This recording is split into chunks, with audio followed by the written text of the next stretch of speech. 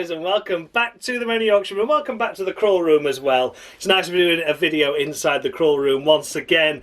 That only means one thing, that the Formula 1 season is fast approaching. Just a few days away now until the first race of the season in Bahrain. Remember everyone, it's on a Saturday this time around, not a Sunday, so don't forget that.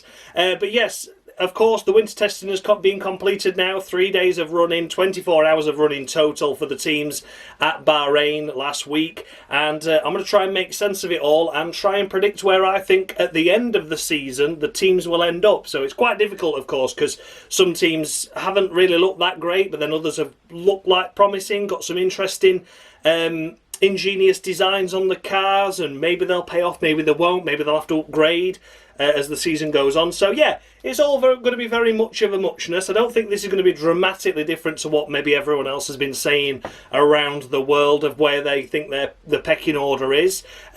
Maybe there's going to be a few surprises, I don't know, but based on what we've seen so far from testing, I think this is a more cautious approach to how I feel the pecking order is going to be based on what we've seen running-wise so far this season. So yeah, without further ado, we're going to kick things off from 10th place and go all the way to first. So yeah, as always, I hope you enjoy, and then at the end be sure to let me know where your top 10 is. If you think I've got it spot on, if you think I'm radically wrong. As always, the comment section is open there for a good old chat. So in 10th place, my number 10, it is going to be the Haas F1 team, of course. Now, as always, Ayu Komatsu has already downplayed their expectations going into this season after the sacking of Gunter Steiner, of course, or the mutual agreement to part, or however that went. Both sides have got two radically different stories, haven't they, between Gene Haas and Gunter himself. But yeah, Ayu Komatsu stepping up to the role, of course, of being the team manager now, the team principal, the man in charge, and he has already said that we realistically are going to be last of the runners to start with, but we're looking to gain ground from there. Testing for them though went okay, didn't it? Just a few minor issues and niggles here and there, they said, but for the most part they were the team that put the most laps in across the 3 days. I think on day one as well, they were the most team to complete the most number of laps as well, just in that one day. So yeah, almost 500 laps completed in testing, and that's what they need, because they need to understand the tyre over a long run. That has been their issue for so long in Formula 1. Started creeping in towards the end of 2018 season and hasn't really gone away since. You know, depending on temperature or circuit sometimes, but then last season it was just eating the tyres all day long, all race long. Didn't matter if it was freezing cold or boiling hot outside, the temperatures of the surface of the track and the air temp, it just cooked the tyres. So for the fact that they've been able to get as many long runs as they have with both drivers is really constructive for Haas. But at the same time, I still think overall they are going to be one of the slowest teams, if not the slowest, throughout the course of the season. Points I do think are going to be possible. I think we're still in this era of Formula 1 now where the pack is going to be so close that we are going to see all teams eventually score points, maybe all drivers score points as well. But yeah, of course, I do think that at the end of the season, Haas are still going to end up bottom of the rankings. But if they can understand the tyre wear going into the next season, then of course this season has been a learning year and will have paid off dividendly. So let's see how they end up. I am expecting points for both drivers at some point throughout the season. Nico Hülkenberg maybe more so than Kevin Magnussen, but we shall see. We shall see. But yeah, for me, 10th place for Haas. Both drivers will score points. They might have a good Austria race like they did last year, where it's a short circuit, not as hard wearing on tyres, but for the most part they are going to be struggling to get out of Q1. Maybe an occasional Q2 appearance for the likes of Hülkenberg and K-Mag. Maybe they might surprise us and get into the Q2, but maybe the tyre wear is going to fail away and fade away as the race goes on, and they're going to end up at the back of the grid come the checkered flag on Sunday or Saturday. But yeah, that's how I see it anyway. So Kevin Magnussen, Nico Hülkenberg and Haas, they're going to finish last. In 9th place, I have gone for Steak Kick F1 Formula 1 Renault Sauber. BMW formerly was Alfa Romeo, but now it's not, and now it's Kick Sauber Steak Green and Black Shrek. Yeah, there we go. The heritage of Formula One, though. Ooh, love it, don't we? Love the heritage. I'm so glad they dismissed Andretti, because they just didn't bring anything to the table, did they? They really didn't. But Stake F1, Kick Sauber, Team Formula One, formerly Alfa Romeo, with the worst driver lineup on the grid. Yeah, definitely brings a lot of prestige to Formula One. I'm so glad. So glad. Yeah, they're in 9th place. 9th place all day long for me. I think the car is going to be more stable, more balanced, a little bit more capable. Valtteri Bottas was quietly confident. Zhou Guanyu, haven't really heard much from him at all, to be honest with you. He seems to have been rather anonymous throughout the testing programme. Hasn't really done many interviews that I could see. But from what Bottas said is they've got a good car with a good basis, and I believe that throughout the season they can improve. Now, where that's going to improve them to, I can only imagine it's going to be as high as 8th. But here we are, putting them in 9th.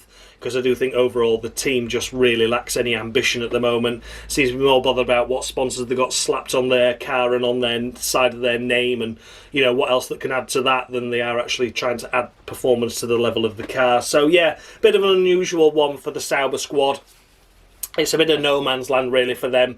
I think they're going to be better than Haas. I think there's going to be more point scoring opportunities, but I think they're going to fall short ahead of everyone else other than Haas. So yeah, there's not really much more I can add to it. You know, the car looked okay, it looked reliable, it looked decent. The livery looks a little bit better than it did in the renders, shall we say. It certainly looks better on track.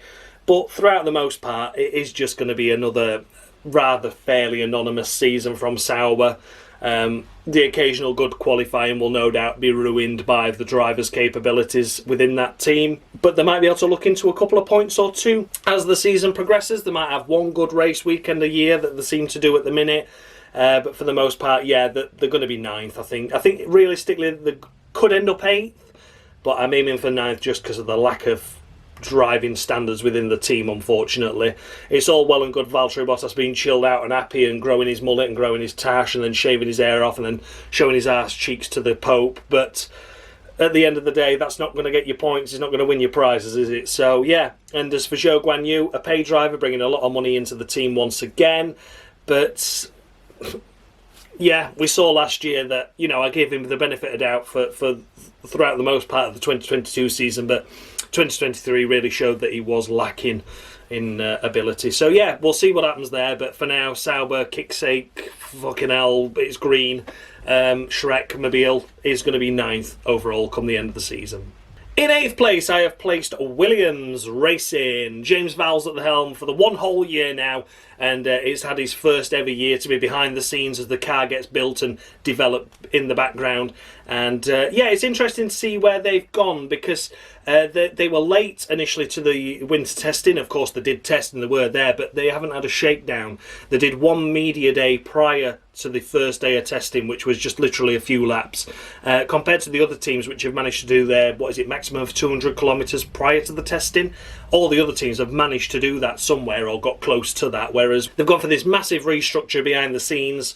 They've changed every single department. They've managed to get people talking to each other, and you know, James Vowles has really put a lot of emphasis on the fact that, look, we've gone in a completely different direction with the car, and we've completely gone in a different direction with how the team is operated behind the scenes as well. So it's a difficult one really to assume where they're going to be. The car looked a little bit nervous on the rear end, particularly with wind. Didn't look as quite hunkered down as some of the other cars did. Even that goes against like the likes of Sauber and Haas. I think they were more hunkered down at the rear end compared to the Williams. It certainly looked the weakest in that aspect.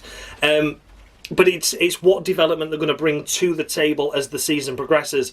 I think all the changes that have happened, not just to the car but behind the scenes with the team, is certainly going to play a little bit of upheaval in the early stages of the season, and maybe we're going to have to wait until the likes of Canada, like we did last year, before a good result from Williams with a big upgrade to the car.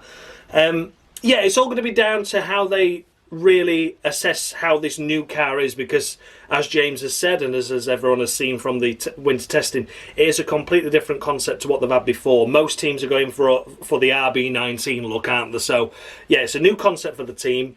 It's a new way of running the team, so ultimately they were late to testing. They had a few gremlins with the fuel pump and the fuel pump system in general, and they've also had a drive shaft issue as well with Logan Sargent on day 1, or was that the beginning of day 2?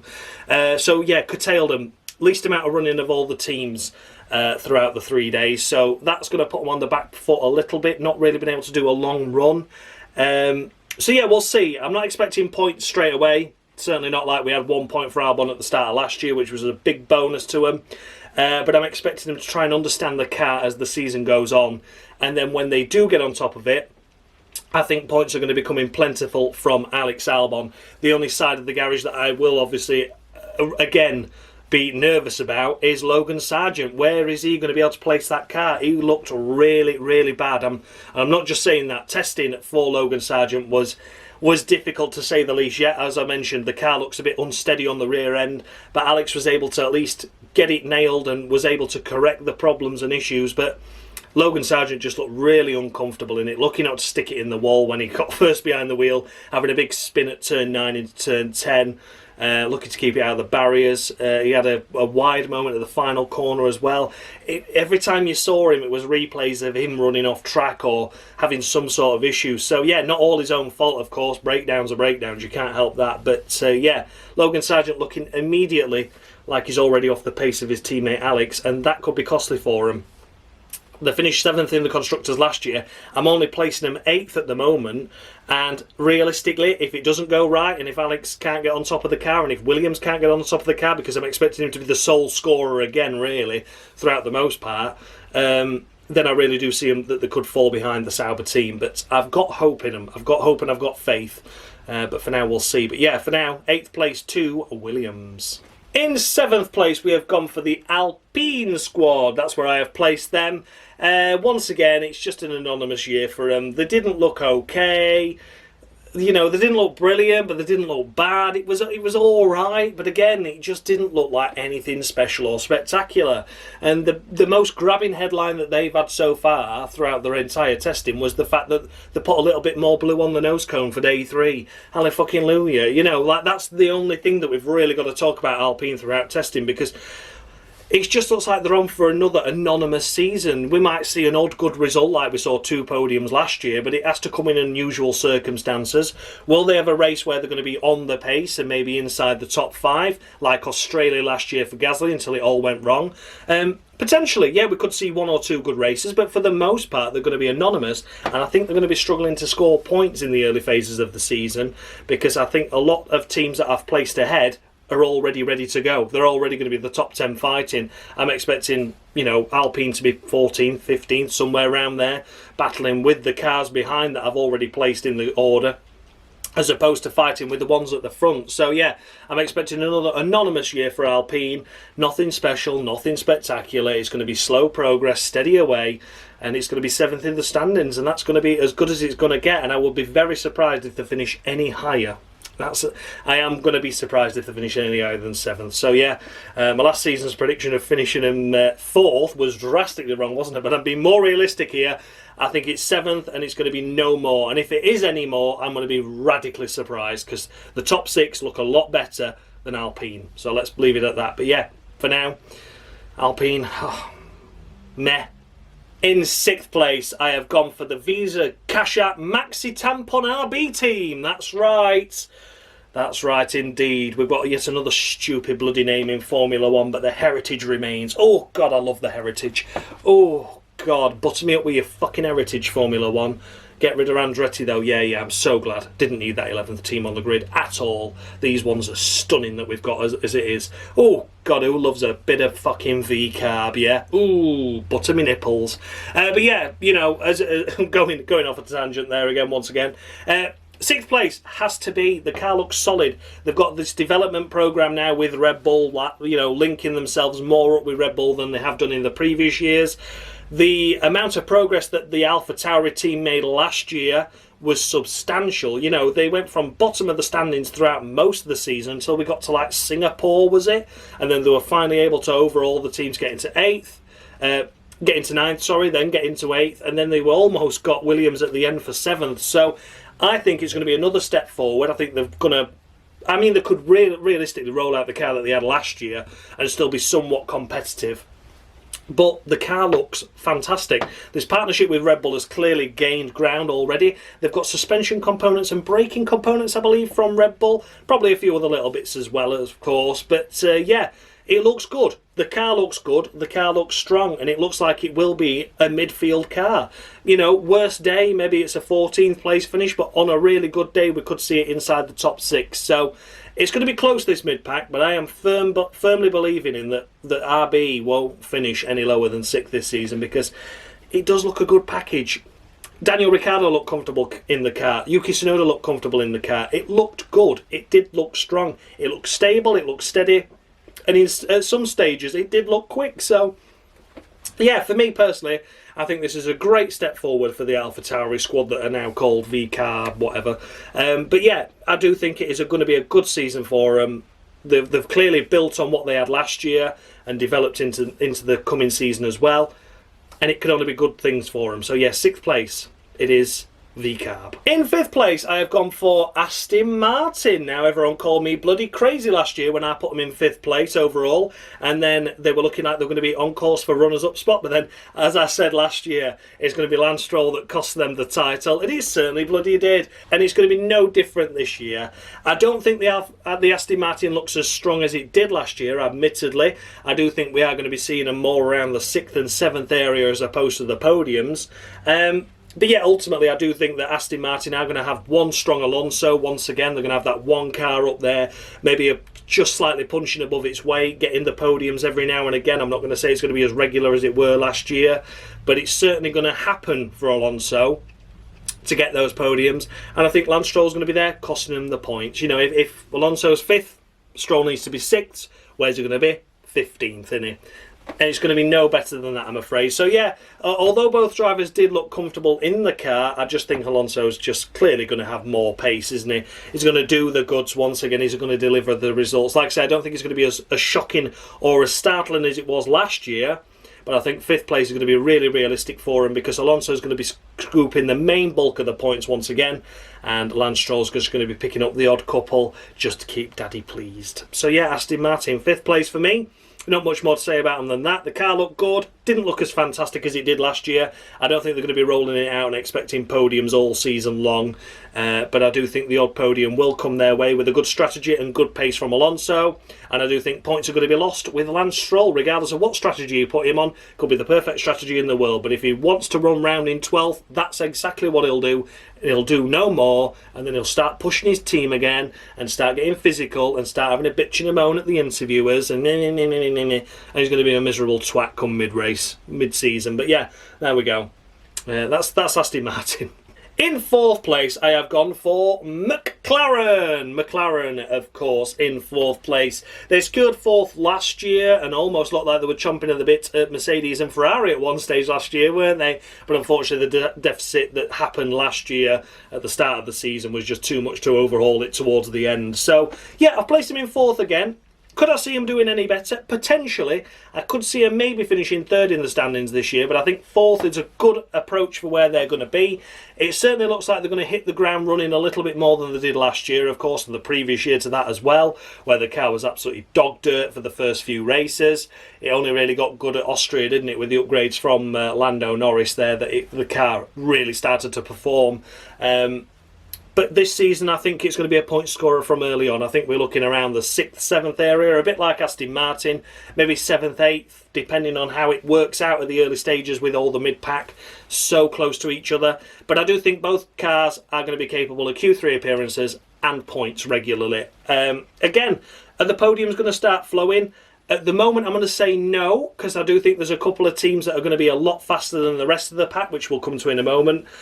But as the season progresses, I think both drivers have potential to score podiums once again. I think once we get into that Silverstone era, maybe a big upgrade from the McLaren team again at the likes of Austria, could see them jump up to that podium positions. So I think McLaren are going to be in a happier place compared to where they were at exactly the same point this year, you know, compared to them retiring both cars and getting 5 lap down, whatever, for Norris, and not picking up any points until Australia, wasn't it? And that was all bizarre and bullshit. But yeah, I don't think there's going to be any real concern as to where they are in terms of pace. I just don't expect them to be finishing the season last season and starting this season like that, if that makes sense. I don't think they're going to start this season like they finished last season with regular podiums. I think it's going to be a little bit of a step back, but points early on, and that's going to be the main thing. And then when we get a big upgrade again, they can progress forward again. So let's see. But at the moment, I'm placing them a conservative fourth, because I think these other three are maybe just a little bit further ahead. So in third place, I have put Mercedes. Now again, they look comfortable. The car didn't look too bad. Hamilton had a couple of issues there and there, didn't he? Looked to be struggling with the balance of the car, but maybe that could have been on a full fuel load and just really looking scruffy for the sake of it. You know, we don't know the engine modes or the, of course, the weight of the car with the fuel in. And the overall setup as well that they were testing, of course. But for the most part, you know, the car looks smooth, it looks steady. They've got a really incredible front wing that's got like a fourth slat on it, and underneath the nose cone there's like a little bridge there to push airflow down onto the floor and get the vortexes working underneath. And not only that, but they've got changeable front suspension, which is a fantastic innovation within Formula One. You know, to change a suspension from being like that to that, you have to change the chassis, you have to change the tub. It takes a lot of dealing with that. So the fact that they've built a panel in that's removable and they can change the suspension up or down, I think is going to be crucial for them to deliver at certain circuits. I think that is going to play a real big advantage as the season progresses for them. That's a really clever design, and they can literally see, well, it's not quite working, so let's move it. I think they've got more than just that one adjusting as well. I think they've got a middle there as well to keep it fairly central. But I just don't think we use that during testing. So I think they've got three options there for that suspension to be arranged and rearranged, shall we say. And that could play really well into their hands in terms of tyre life, tyre wear on the tyres, and overall pace of the car as well. A good little setup change as well to have. So yeah, a really clever design that. Mercedes has seemed to be pushing the boundaries once again when it comes to the innovations within Formula One. The front nose cone, of course, and that suspension. I think they're in for a solid season this year. I'm certainly not expecting anything overly spectacular, but of everyone to start the season with, I'm going to say Mercedes have got chance for podium straight away. Maybe the other teams haven't as much, but I do think Mercedes have got the option for podium straight away. I think they've got top 5 qualifying within them easily. And I think hopefully as the season progresses, maybe, just maybe, we can see the likes of Mercedes nabbing a win away from the team that I've placed in first. No surprises, but I'm just keeping you guessing.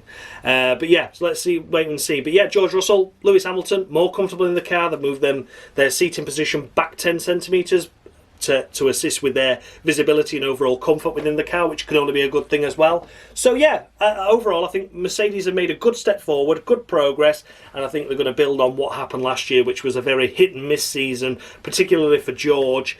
I think both drivers are going to hit the ground running, and it's going to be a strong Bahrain and a strong season overall. Then in second place I have placed Ferrari, of course. Now, Ferrari look really good, and I think they're more of a breakaway. So I think realistically you've got, at the moment, Ferrari on their own. I think Mercedes have just got that little bit more of an advantage over Aston Martin, but it's going to be close. And then Aston Martin, McLaren are going to be like in their own little pile there. And then you're going to have RB, and then you're going to have Alpine maybe close to each other there, and then down below. So, but I think Ferrari are going to be on their own in a good way in terms of being the runner-up to the fastest team, of course. So I think, again, it's going to be second row on the grid, easily peasy. And, of course, then hopefully minimum podiums, hopefully double podiums for them, and maybe the occasional win this season, because I think that car looks really good. I think the drivers look really comfortable in it. Carlos Sainz out of contract now. He's of course leaving the team at the end of the year, so he's got a lot to prove for himself and for every team that he's speaking to on the grid. Of course, he needs to make sure that he knows that he's number one. You know, he needs to prove to everyone within that paddock that, yes, sign me up for next season because I'm ready. So many drivers are out of contract. I think everyone will, at the moment, will be grateful to have Sainz, and I think he just needs to prove that. So he's hungry. He's going to want to prove it to himself. He's going to want to get more wins under his belts just for himself, and he needs to prove it to all the other teams as well that he is a fantastic driver with amazing capabilities, and he's really going to stick it to the man this season. And I do think that he is going to be a worthy driver for Ferrari. I think he's going to be a decent season for him. I really do. For Charles Leclerc as well, of course. I think he's going to be looking a little bit more positive into this season. Looking like it could be a good season for Ferrari, but it's just how they keep it going. At the minute, they look fantastic. I think they're the second best team, and I think they're maybe just ever so slightly clear to not be challenged for P3, P4 in the race, P3, P4 in qualifying. I think that's nailed on for them, and if we have a really good weekend for them, we could see a double podium, and we could see an occasional victory for them. So let's wait and see. But yeah, overall, Ferrari, second best team at the moment. They've got to get the strategy together. They've got to stop pissing about. They've got to get the reliability in order. But let's wait and see. For now, I think that's a safe bet that Ferrari are going to be runners-up. And then last but by no means least, of course it is Red Bull. Red Bull, I've kept you all in suspense for something that's so predictable. But yes, Red Bull, of course, will be the Constructors' title winners at the end of the season. The car is a radical step forward to where it was last year. They've actually gone more down the Mercedes route that they abandoned last year, which is quite incredible, really. But such is the brains of Adrian Newey. He's managed to build a car that looks like a Mercedes that didn't work, and he's made it work. He's not fully copied Mercedes, of course he hasn't. He wouldn't copy a design that didn't work, obviously, but he's managed to make something of that car that other drivers haven't been able to do, other teams haven't been able to do.